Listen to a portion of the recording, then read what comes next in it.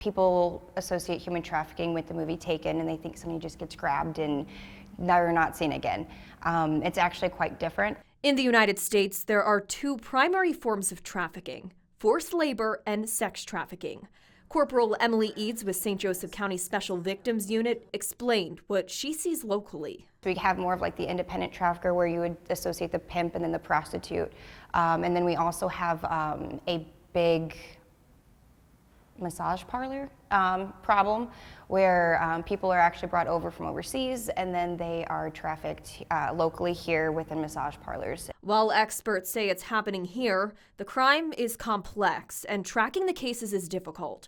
Investigators tell WSBT-22 oftentimes victims don't come forward because they're dependent on the trafficker, fear for their life, or don't realize they're being trafficked. With the massage parlor portion of it, they're very good at hiding in plain sight.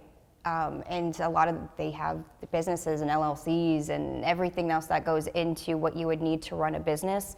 And they do it so often that it's difficult to prosecute and difficult to recognize if you don't know what you're looking for.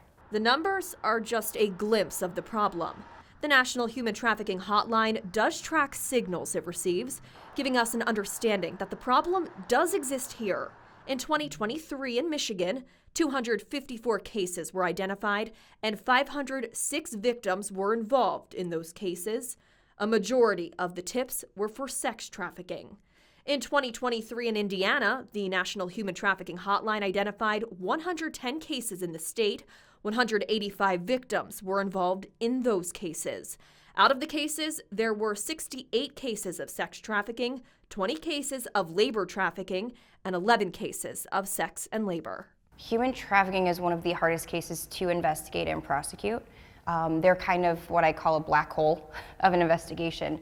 So human trafficking or sex trafficking isn't just human trafficking or sex trafficking.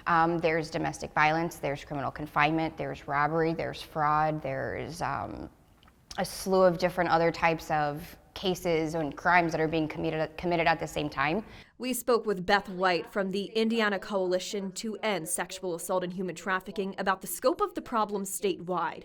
She says prosecutions are low. They are not stable in a community such that they can stay around and be a witness and see a case all the way through.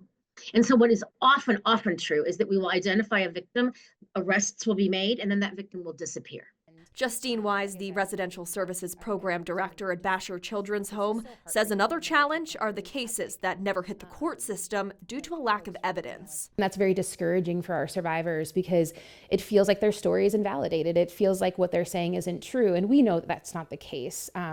But for them, it is really important that we find ways to ensure that the legal system can effectively prosecute and effectively find the exploiters and the traffickers to be able to not only validate their story, but to be able to prevent further exploitation. Experts believe awareness, laws that keep up with technology, and resources are key.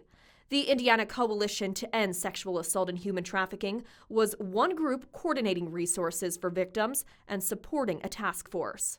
On December 31st, the human trafficking initiatives were stopped as the coalition did not receive federal funding through grants. We know the situation, but what we also know is that not funding victim services creates a ripple effect of trauma, of loss of education attainment, inability of children to go to school, mental illness, and other challenges that mean people can't work and therefore support their families. The organization says it will take the fight for additional resources to the Indiana General Assembly. However, there are other organizations that remain on the front lines helping victims.